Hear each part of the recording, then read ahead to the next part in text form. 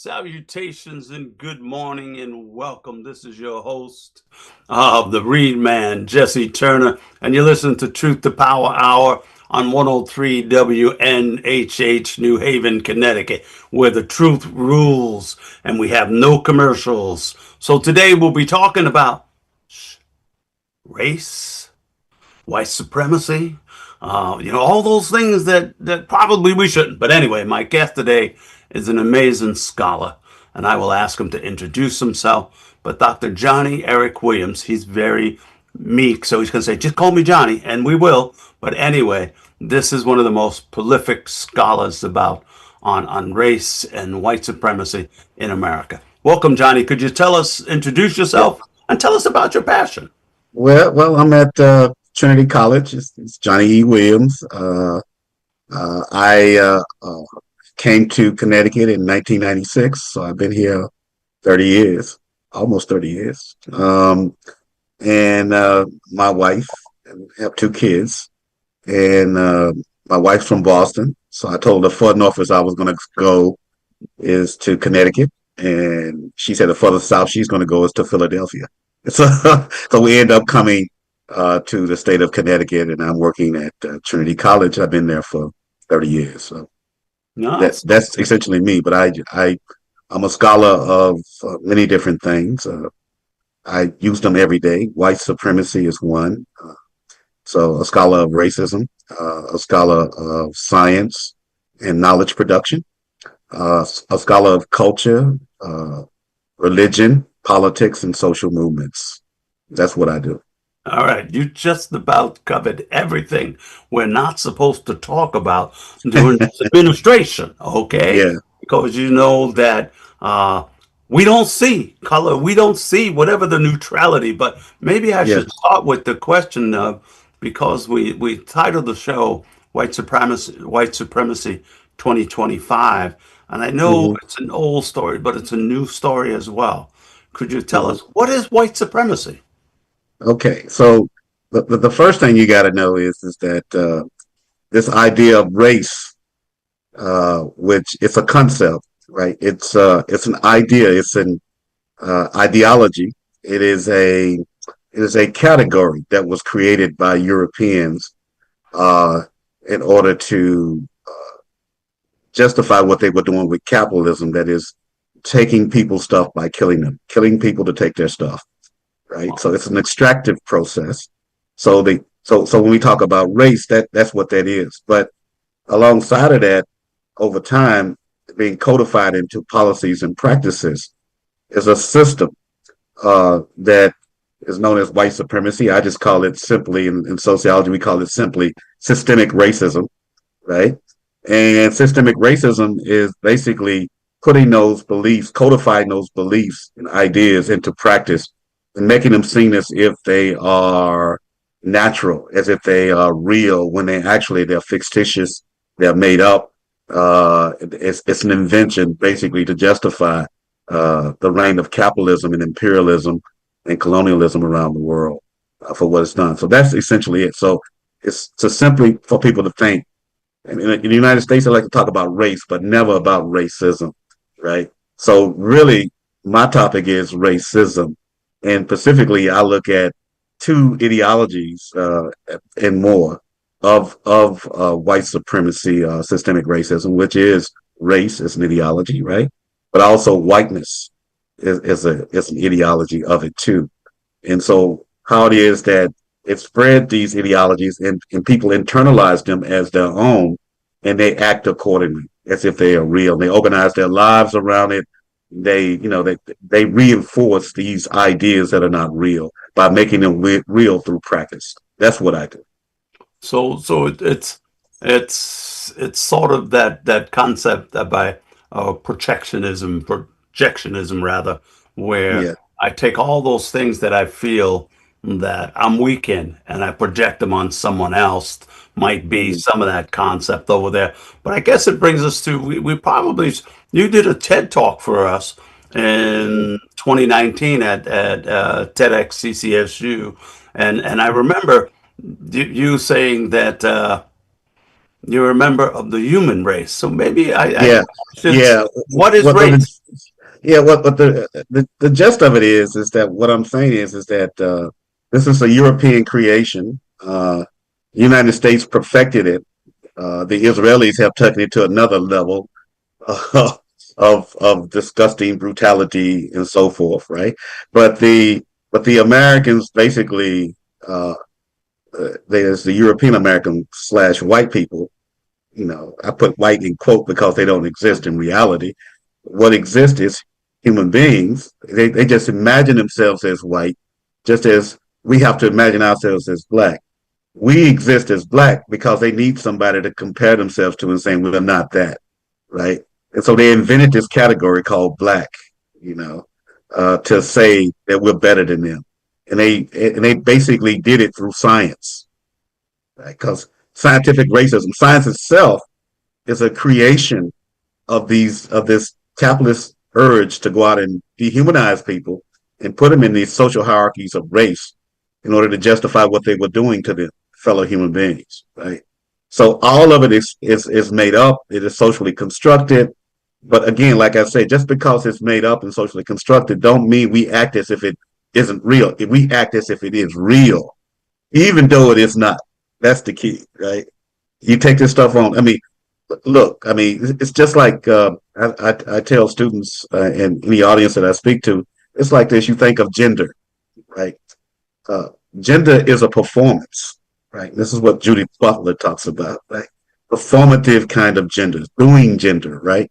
So you're born with genitalia that differs. You got a vagina, you got a penis, right? Reproductive organs, right? We attach meaning to those things, and that's when we gendered it. Gender is a social construct. It means nothing, but we make it mean something by making people act out the roles of masculinity and femininity based on the genitalia that they have, right? And so it becomes real to us, even though it isn't real.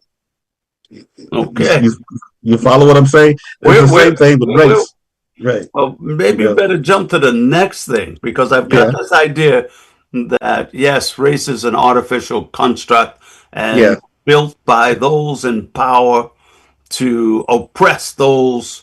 Because if we can't oppress people, we can't rob them. I guess that yeah, might be exactly. Well, you got to dehumanize them. You got to got to dehumanize them dehumanize them first. to rob Yeah, them. It's sort of like when Tom Fricklin was alive and he would do show.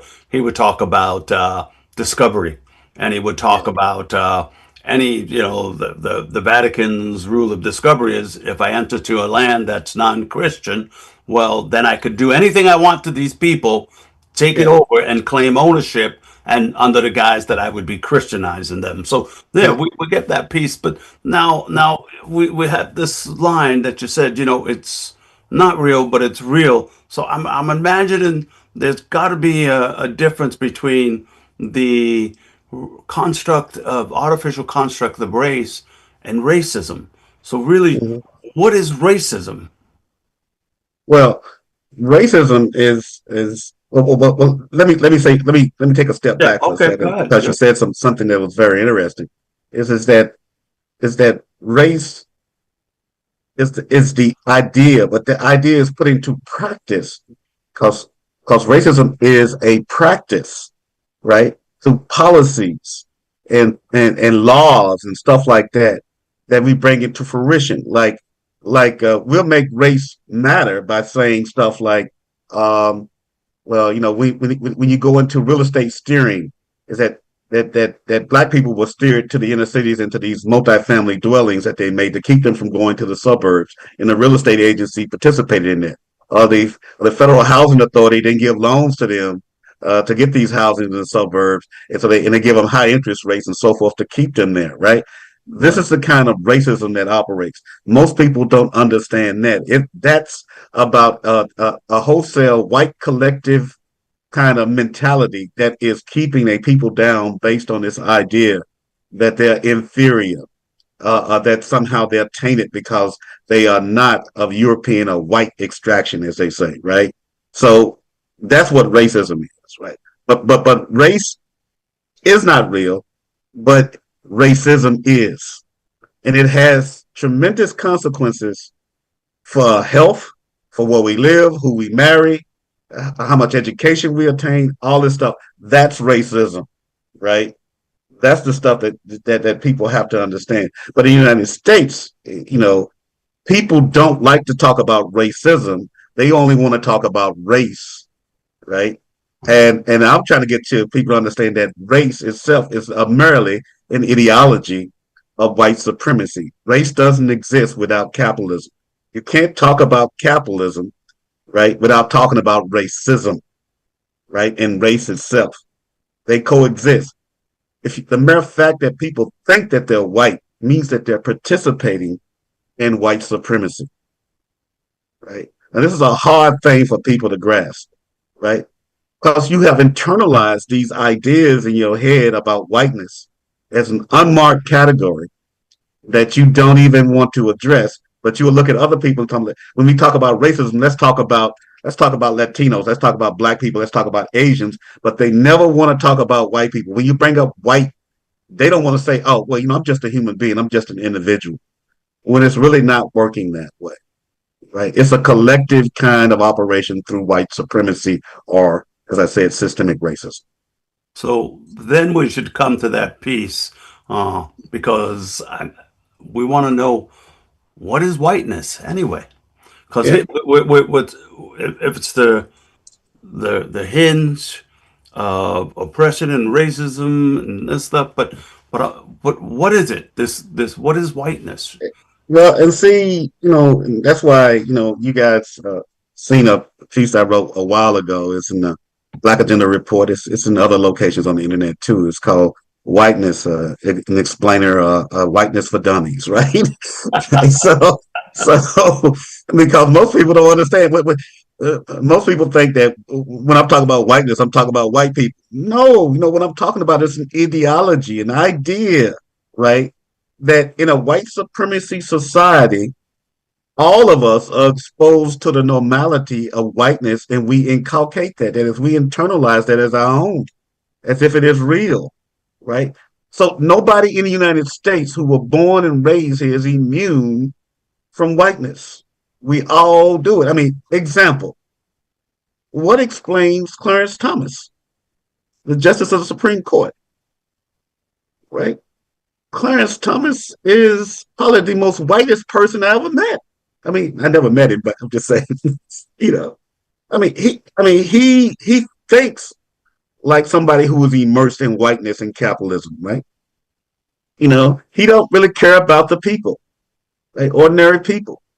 He cares about the interests of the wealthy few, who are primarily white guys, right? The oligarchy, right? Correct.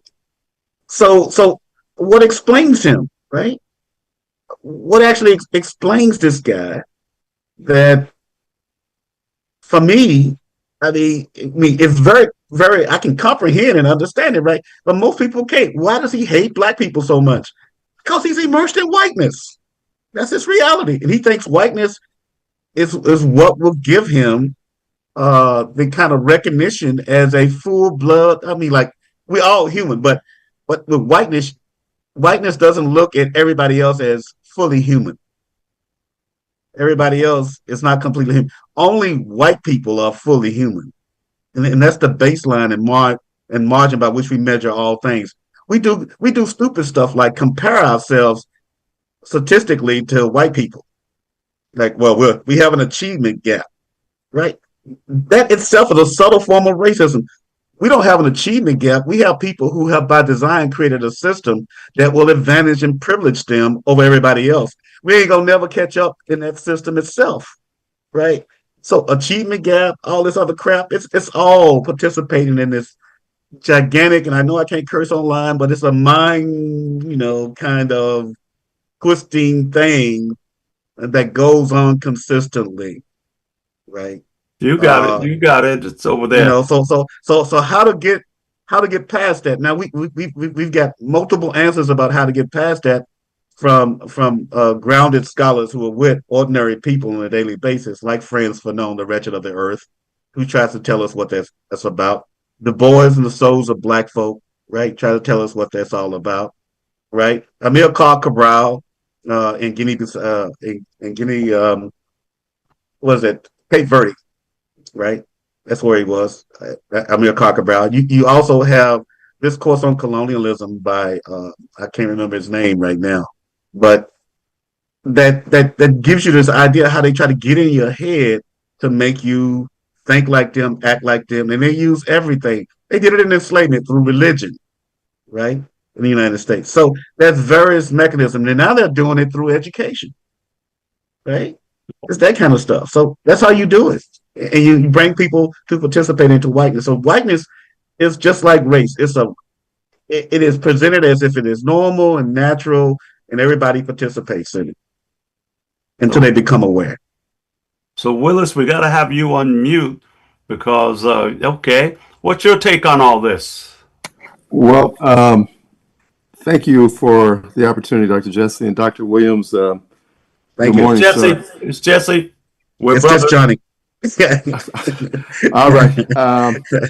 I have looking forward to this. And Mr. Johnny, I'm a haiku journalist, and I simply use the haiku format to apply it to the journalist rubric of who, what, when, where, why, and how Mhm. the best stories are true. And sir, from what I've learned about your story, I am, well, I'll tell you, both my parents are from Arkansas.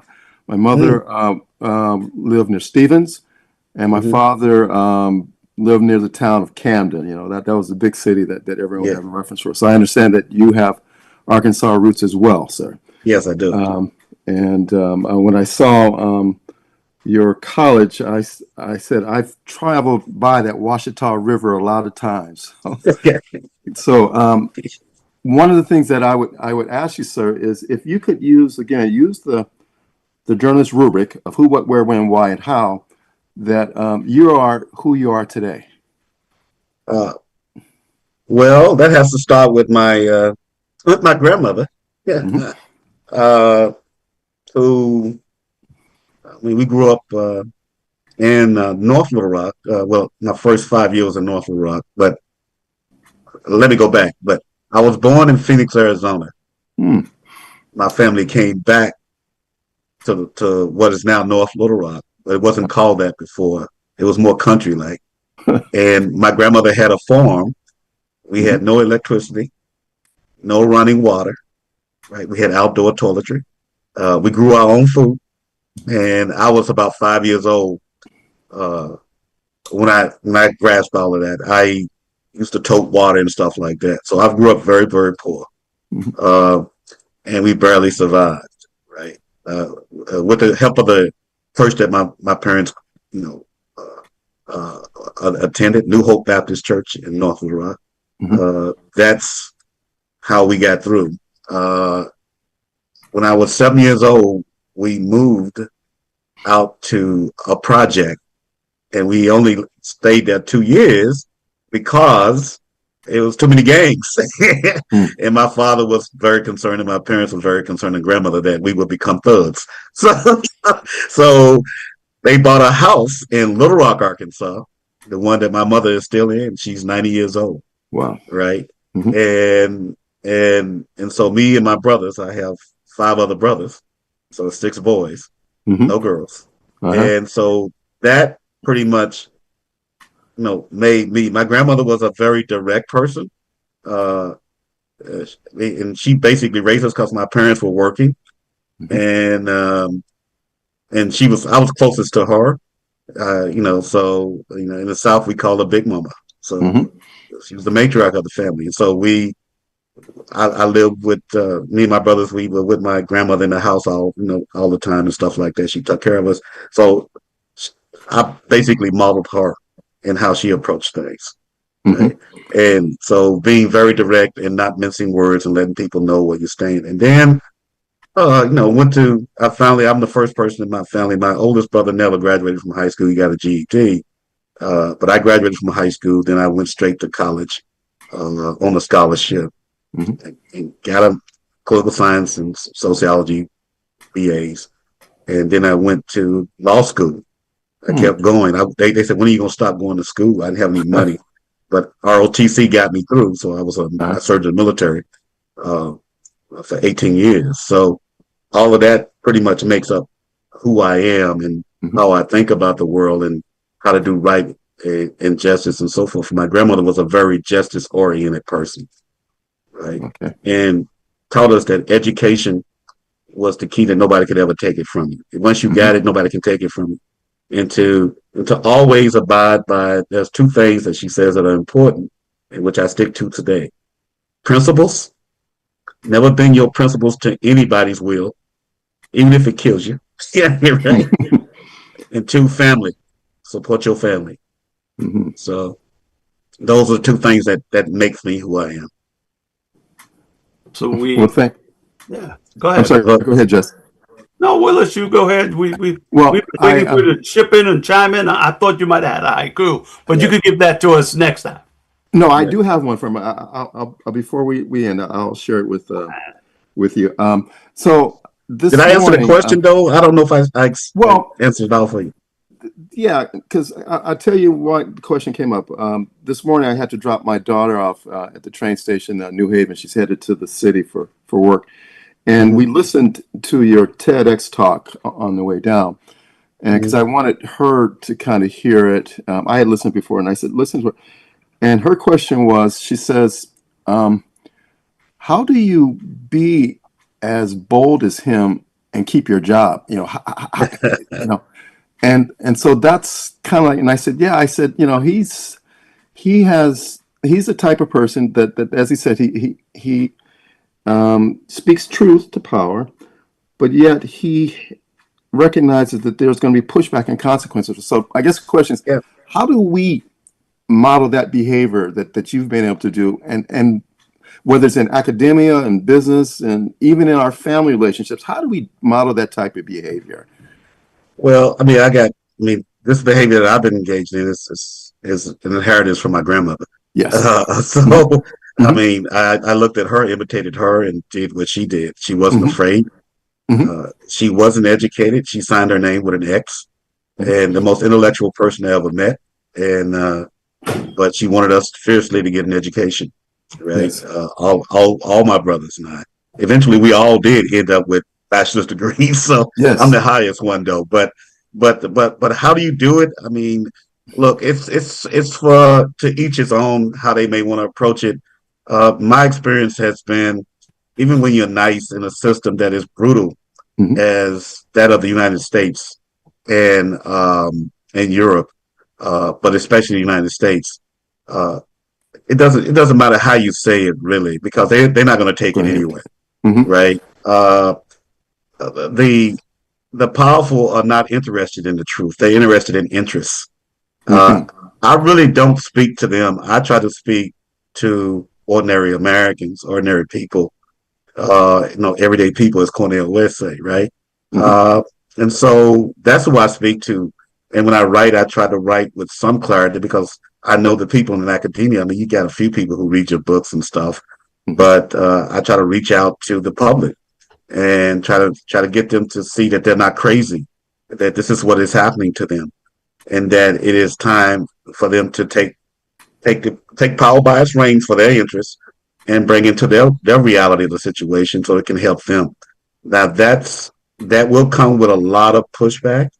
Yeah, I've been throughout my life, starting in grad school, continuing in the military, and so forth. Yes, I've been threatened. There have been death threats constantly aimed at me. But the way I figure it is, I may get there faster than you, but you eventually have to come to when you die. So, but Hmm. as long as I have air to breathe, and I'm conscious and I can do it, I'm going to try to speak to the people, not to those with power. I don't speak truth to powerful people.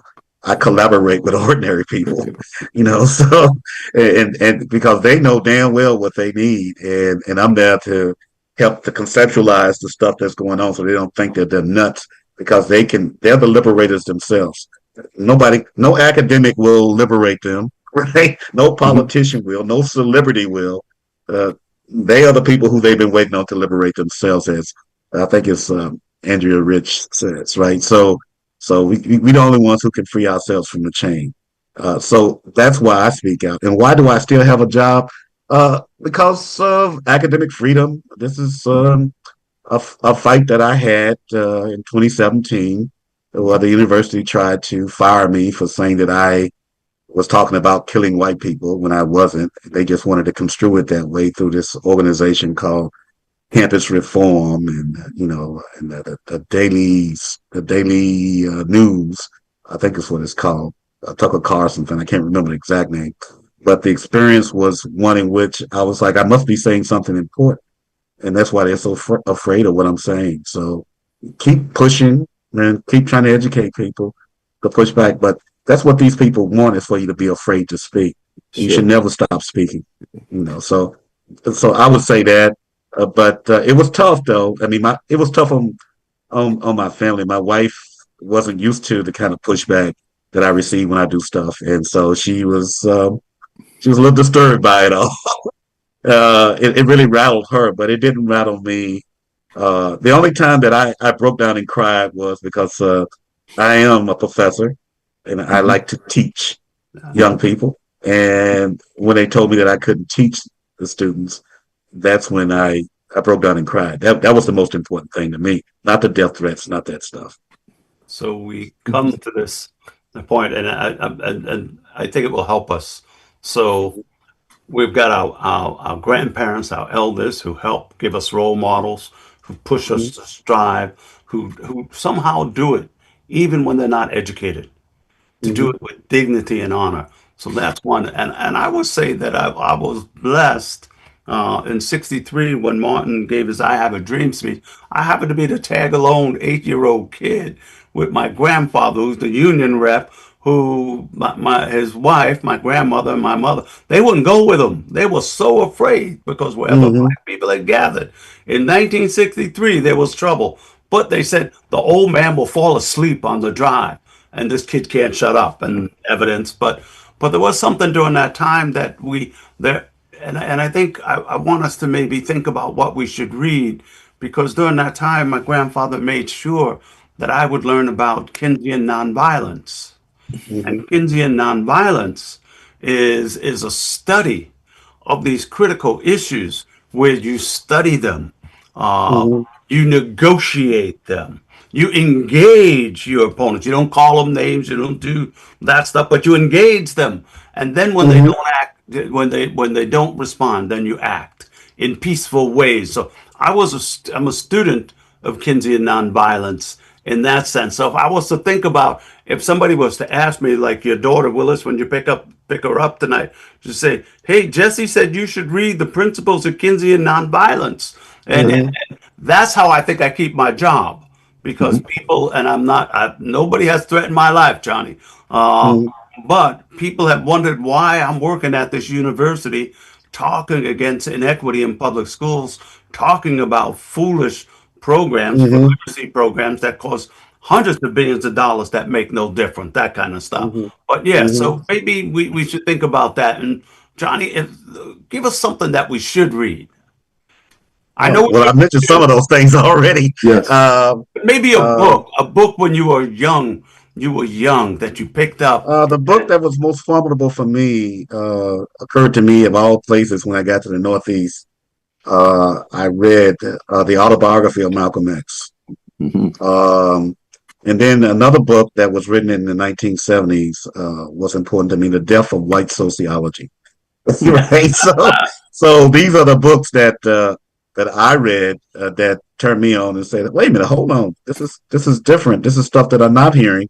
And I want to know why, because I wasn't getting that in the curriculum at the university, right? And so I had to read outside of the curriculum that I was getting in order to get a more complete picture, especially for Black America, of what was actually going on. And I then went outside of the university. I was at Brandeis University, so for my PhD and a master's degree. I went outside of that and I went to other universities where there were people with African American Studies department that actually dealt with, subjects that interest me, especially when they're related to Black people in the United States, but also Black people throughout the diaspora, throughout the African diaspora and the African continent. And so then I got exposed to books. So to those kinds of books. Then there was this professor at Brandeis University. She's from Trinidad and Tobago. Her name is M. Jackie Alexander, who I took a racism class, undergrad racism class with, and stuff that she was saying and how she was presenting it made me read books like Sister Outsider with Audre Lorde, Angela Davis's book. So I started to get hip to how it is that oppressions are interlocking.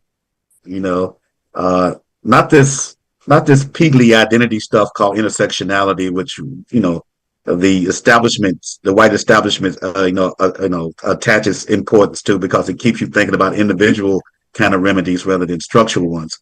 They were talking about interlocking oppressions, right? A system of oppression, right? So that actually turned me on. Then Barbara Smith's book, an edited book called The Homegirls, which was pivotal for me in my thinking. And then another one by it's called This Bridge Called My Back, very important in the 1980s book. So those things,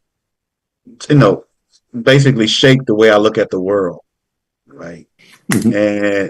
And as a I'm really, I don't see myself as an academician. Academics basically seek to conform and subdue students in the public. Intellectuals have a different kind of take, and that is to get you to be critical of the world, skeptical of it, so you can transform it. And I see myself as an intellectual in that tradition of the Black radical tradition, which I'm a part of, which I have an obligation as the few PhDs in this country and around the world who's a Black male to not kowtow to power, right? Because power has they control the whole narrative, right? And when people hear stuff that's not in the narrative, they're like, "Oh, never thought about it that way," because then a lot of people not read neither. But that's another story we can get into. But people need to start to read and try to make the historical connections and see how that history is never the past. It's always the present. We're all shaped by history to this particular point. So those books basically brought me to where I am. And there are others too that are important, such as Walter Rodney's Europe's underdevelopment of Africa, right? How Europe underdeveloped Africa. And then Kwame Nkrumah's any speeches by him, works by him. That's where I go. And I really like last name Steve Biko. Okay. Steve Biko is for me in the 1970s. I got turned on to Steve Biko, and I like what Steve Biko was saying. And then there's this other cat named Chris Haney, who the apartheid government killed before they let Mandela out, who's also very important to me. We saw that power. Willis, some books that influenced you? Because my grandfather said we are what we read. And he says, like, we are what we eat. That was another thing he'd say. And he said, Jesse, eat a lot of crap. But, he made sure that I didn't read crap. So, Willis? Well, I tell you, one book I just read through last night is a new biography on Ida B. Wells. Mm-hmm. And it's written by her great-granddaughter. So it's a fascinating story because one of the things that I find is that I think each of us could only ever strive to be subject matter experts on one thing, and that's your own family story, your own personal story, your family story.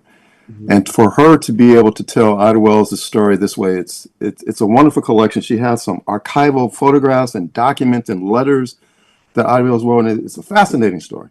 Mm-hmm. I know, Professor Jesse, you mentioned her as being one of your, mentors as well. The other book that I've read is it's by a Connecticut woman named Tamara Lanier, and it's called From These Roots, and it's her story of her struggle with Harvard University for possession initially of two photographs. These are, I believe, the only known photographs of African-born enslaved Hmm. folk here. And but more than the struggle for the possession of the photographs, it is the reclaiming of her family's story. Hmm. Because the story told about her great great grandfather was that he was a uneducated, unskilled man who was meant for no more than forced labor. And she knew in the family narrative of her family that he was much more than that. He was a man who had a spiritual life. He's someone who taught himself English using Daniel Webster's speller, blue black speller. And not only did he teach himself to read, but he taught all those fellow folks in his community. Again, this is at a time where it was death penalty for teaching someone to read or write, particularly an enslaved person. So he Hmm. had an incredible story. So part of her fight was not just to get the possession of the photograph, but more importantly, to reclaim his story. And why that story resonates with me so much is there is a point in which there's a man named Benjamin Franklin Thompson, I believe, who owned her great grandparents. And at his death, he wrote out a will. And there's a line in the will that says this, he says, I hereby bequeath to my daughter. There's these four enslaved women. And he says this part in that will, it says, I hereby give them Betsy, Mary, and Marianne, and Susie, and their increase to my daughter. And I recognize that the increase is their kids, whether born or unborn, were also being given to this woman. So it establishes how people were slaves in perpetuity forever and ever. And I have, as I said, my family's from Arkansas, and we have enslaved folks on both my maternal and paternal side. Hmm. And I realized that had the South prevailed in the war, that I would have been born enslaved in this country and it would have been the property rights that any white person who owned my brothers would have had. So that issue of in perpetuity, the enslavement, the intention that to me is what makes it so horrific. The enslavement here was that it was forever and ever. There was no way to get out of it other than the violence overthrow of that system. Hmm. So those two books would be ones that, like I said, I read recently, and I think are continuing to kind of shape my thinking. Certainly, it's shaping and infecting my writing and my poetry as I'm writing it. Hmm. So it's this what we read because now it comes to something that is happening in our country. We're banning books. Not only are we banning books in Connecticut in our public schools in urban areas, we're down to half the certified staff librarians that were here in 2002. Now, I've just come back from Massachusetts 2 weeks ago with MTA. I've had discussions with teachers' unions in Florida and throughout this country. And what do we see? We see librarians being taken away or reduced or completely eliminated. Even school libraries been eliminated. So that's one what we read component. But if we look at things like remember when Haggerty took over the Department of what is the Department of War now, and all of a sudden every black figure in military history was removed Hmm. overnight. So Johnny, when and I know it's a little complicated, but Hmm. this capitalism, this sense of whiteness, why is it? Why is the narratives of oppressed people, black people, gay people, brown people, immigrants? Oh, why are their narratives such a threat to them? Yeah, A hard question, but that's not that difficult to answer that question. Hmm. Um, it's a uh, clearly it's a threat to their domination, their mental domination of the people. Uh, what the what these kinds of systems of oppression do that the United States participate in, imperialism, neocolonialism, neoliberalism, all this stuff, is that they seek to get people to consent to be dominated, Hmm. right? And the way you get people to consent to be dominated is to take control of the information, the informational systems. And so the United States has taken control through its tech industry of people's imaginations Hmm. of what the possibilities are. They've already done it through education. I mean, in the state of Arkansas, my first book, I told you what happened immediately when the schools were desegregated. Is that the Arkansas Teachers Association, which was black, predominantly it's a black association. They created it because of segregation. They couldn't join the regular Arkansas Education Association, the AEA, and so they then, uh, when they integrated, they got rid of all the teachers Hmm. who they knew that the teachers were engendering in young black people this sense of themselves, Hmm. their own kinds of self identity and stuff like that. And so then you got started to get educated by pretty much all white teaching staff, right? And you under that. And these are people who, because they engendered with whiteness and they think of people in stereotypical ways, is that the way they interacted with us was that if we were not capable of learning, right? And that kind of thing. So to take over your mindset. So this is what's going on now in the United States is a system, political economic system in decay. Capitalism is in decay, and one of the symptoms of that is this thing called fascism, right? Fascism. I mean, look, I'm about to give you a breakdown this way. It may take me a little time to get there, but I'm gonna get there. Let me step back. This time I gotta go back. In this country, we think that there's a difference between Democrats and Republicans. But both the Democrats and the Republican believes in neoliberalism, a classical liberalism, where there's limited government interference in the wealthy few's ability to extract profit from ordinary people, right? To basically give them an unfair exchange for their labor, keep them at subsistent wages so they can barely survive, so they can continue to be exploited. Okay, so that's one. Democrat and Republican parties both believe in that. The liberals believe, the Liberal Party, that is the Democratic Party, believe that the uh, system only needs to be tweaked to bring more people in. It's a more insidious take. It's a more insidious take than the Republican. They don't care if you don't buy into it. Then you ain't useless. You're useless anyway, and you should just die. From the Republican side, right? The Democratic side, no, let's tweak the system, and we include some people who are brown, right? Who are Latino, who are Asian, that kind of stuff, right? Uh, Include them in the system so they become a part of it, so they can again tell everybody else how good it is to operate in this way. So then you get them engaging in, because the system of capitalism needs to go and it's want to constantly expand to generate profit. It has to engage in things called imperialism, right? In the United States Army and Navy, and it's all a big, gigantic imperialist machine that threatens people, like it's doing off the coast of Venezuela right now by bombing innocent people on ships, for no reason whatsoever. It's a made up idea about narco trades and all this other stuff. Not happening, but they present it to the people like that. They control that information.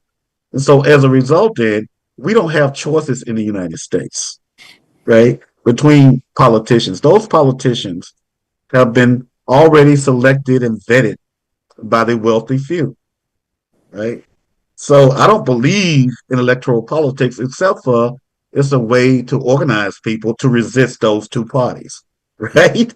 It's a way to do that, right?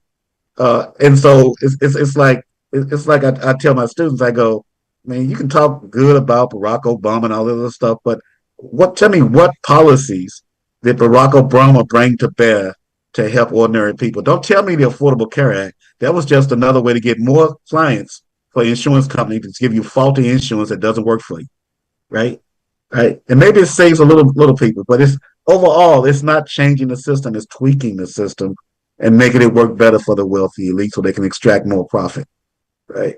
So it's that. Now I got lost. Now what was I trying to prove? with what I'm saying. I The forget. relationship between fascism and Okay, yeah. in that, but basically, United States now is in a full decay. These are some symptoms of it now, because fascism is a European creation. Remember that. Mm, That's Western Europe and Eastern Europe. I mean, East Southern Europe. That's where fascism came. It's a product of the 20th century. And you get these things. You get a dictatorial leadership. You got a person in office right now who doesn't support the United States Constitution, a traitor to the Constitution. And we all in the military swear an oath to the Constitution, not to a president, but to the Constitution of the United States. mm, He don't believe in that law, that it applies to him the same way it does to everyday people. And the Supreme Court is backing that up. So you have an out of control judiciary too, right? Who are not supporting the Constitution. Then you have this kind of centralized autocracy where he's got his people in place who are doing what he wants them to do. All right. And then next, there's militarism. Remember, he tried to have his military parade and all that stuff. Now he's deploying troops into democratic areas and stuff like that. I mean, these are all characteristics of this kind of fascism. Next one is suppression of opposition. They're coming at professors. They're coming at anybody like Letitia James in New York. Prosecution of her, he's coming after James Comey, on and on and on. I mean, he's using.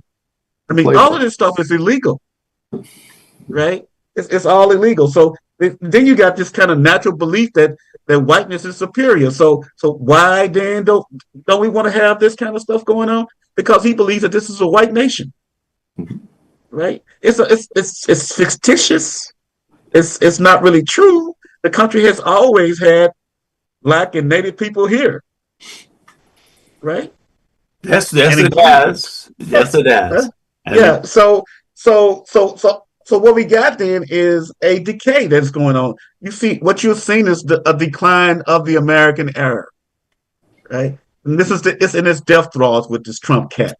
He's just bringing it to a conclusion quickly, right?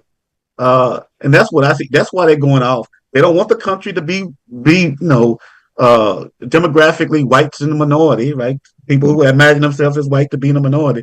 They want them to be the majority, continue to have that kind of rich hold over people. And they're trying to do it by getting the consent of the people through education, through social media, through taking control of news apparatuses and stuff like that. Like CBS got taken over by this Ellison cat, who then brings in Barry Weiss, who's just a total, can't say those words, but Zionist, right? You've already given us words that I think we had genital descriptions that I'm not so certain, so we don't want any swears, but I want to. Yeah. But I'm just saying. I mean, you need to understand how visceral and threatening this is to existential threat, not only to U.S. citizens, but to the whole damn world. Right? So this is a serious problem. So I want to break because we're getting down, gentlemen. We've been talking for a while. We've got about maybe 5 minutes left. And I always promise my audience that we should end with hope. So, I'm going to take us back to, if you were in my 5th grade classroom, one of my favorite books was a poetry book, and it got If I Was in Charge of the World by Judith Forbes.